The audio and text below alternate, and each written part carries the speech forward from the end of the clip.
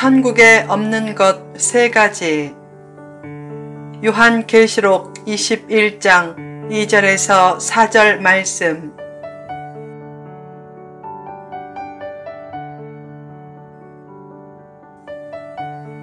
천국에 없는 것 3가지. 요한계시록 21장 1절 이하에는 새 하늘과 새 땅의 천국 환상이 나온다. 사도 요한은 천국을 묘사하면서 먼저 천국에는 바다가 없다고 표현한다.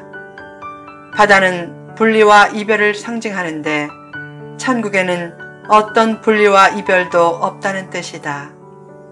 천국에서는 사랑하는 사람과의 분리와 이별 대신 사랑하는 사람과 흠모하던 사람과의 재회가 있을 것이다. 천국은 이산가족 상봉 장소다.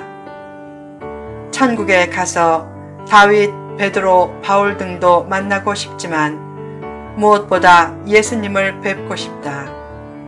그동안 얼마나 뵙고 싶었는가. 개에게는 자기 주인이란 사실이 본능 속에 입력되면 생명이 끝날 때까지 주인을 사모하고 충성하며 산다. 그처럼 성도는 믿음을 가지게 된 순간부터 영혼에 예수님을 사모하는 마음이 입력되어 평생 예수님을 사모하며 산다. 그렇게 살다가 예수님을 만나 뵙게 된다면 얼마나 행복한 일인가. 우리는 천국에 계신 예수님과 먼저 천국에 간 성도들을 만나고 싶어 하지만 천국에 계신 예수님과 먼저 천국에 간 성도들도 우리 이상으로 우리가 천국에 오기를 기다릴 것이다. 그래서 죄인 한 명이 돌아올 때 천국에서 잔치가 벌어지는 것이다. 성도는 이 땅에서 열심히 살다가 천국에 가서 그리웠던 사람들을 만나는 행복한 소망을 가져야 한다. 천국은 어떤 곳인가? 본문을 통해 천국에 없는 것 3가지를 살펴보자. 1. 권태와 슬픔. 본문 2절을 보라. 또 내가 보매 거룩한 성 새 예루살렘이 하나님께로부터 하늘에서 내려오니 그 준비한 것이 신부가 남편을 위하여 단장한 것 같더라. 세상에서 가장 아름다운 모습을 표현할 때 신부의 단장이란 표현을 많이 쓴다. 사도 요한은 천국을 신부가 남편을 위하여 단장한 것 같다고 하며 천국을 아름답고 질서와 기쁨과 행복이 넘치는 곳으로 표현한다. 세상에서 가장 기뻤던 일조차 천국의 기쁨을 만분의 1도 따를 수 없다. 새 예루살렘 성은 주님과 구원받은 성도들을 위해 예비된 상태로 하늘에서 내려온다. 그 새 예루살렘 성이 하늘에서 아름답게 단장되어 천천히 수줍은 듯이 주님을 향해 내려오는 모습은 마치 결혼식장에서 신부가 아버지의 인도로 신랑에게 걸어오는 장면을 연상시킨다. 그 새 예루살렘 성에서 구원받은 성도는 영원히 기쁘게 살 것이다. 어떤 교인은 천국의 영원한 기쁨을 오해하고 걱정스럽게 묻는다. 목사님, 천국에서 영원토록 무엇을 하고 지내지요? 혹시 지루하지는 않을까요? 또 골프를 좋아하는 어떤 교인은 묻는다. 목사님, 천국에도 골프장이 있을까요? 골프 매니아들은 골프처럼 재미있는 스포츠가 없다고 하지만 골프 치는 재미를 천국의 즐거움과 어떻게 비교하겠는가? 어느 날 골프를 좋아하는 한 교인이 환상 중에 지옥을 보았다. 그런데 지옥에도 골프장이 보였다. 그가 속으로 생각했다. 요즘은 시대가 바뀌어서 지옥 인권도 개선되어 골프장이 생겼구나. 그래서 매주일 교회는 안 가고 골프만 치다가 죽어서 지옥에 갔다. 그런데 지옥에 가보니까 골프장이 없었다. 그가 지옥 문지기에게 따졌다. 아니, 지난번 환상 중에는 분명히 지옥에도 골프장이 있었는데 지금은 왜 없습니까? 그때 지옥 문지기가 그때는 지옥을 선전하는 기간이었네 라고 말한 후 그를 잡아 지옥 불못에 던져 넣었다는 유머가 있다. 천국에서는 권태도 없고 슬픔도 없는 상태에서 영원한 기쁨이 지속될 것이다.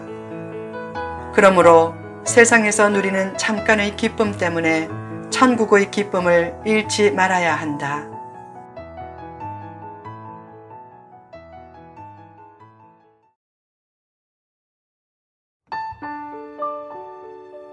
2. 애통의 눈물.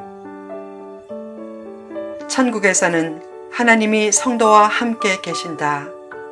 그 사실보다 더 큰 축복은 없다. 하나님이 함께 계신다는 말은 사실상 다 가졌다는 말도 된다. 이 땅에서는 하나님과 함께 거하는 축복을 부분적으로만 체감하지만 천국에서는 그 축복을 온전히 실감한다. 왜 성도는 어떤 어려운 일을 당해도 소망이 있는가? 앞으로 천국에서 예수님과 함께 영원히 살 것이기 때문이다. 성도는 미래가 확실히 보장된 존재로서 결국 어느 누구보다 많은 것을 가진 존재다. 천국에서 하나님을 만날 때 하나님이 어떻게 하시는가? 본문 4절을 보라. 모든 눈물을 그 눈에서 닦아주시니 다시는 사망이 없고 애통하는 것이나 곡하는 것이나 아픈 것이 다시 있지 아니하리니 처음 것들이 다 지나갔음이러라. 이 구절에서 천국에는 눈물이 없다고 하지 않고 모든 눈물을 그 눈에서 닦아주신다 라고 한 것은 무엇을 전제로 한 말씀인가? 천국에 간 성도들이 거기서 펑펑 울고 있는 것을 전제로 한 말씀이다. 왜 성도들이 천국에서 눈물을 펑펑 흘리는가?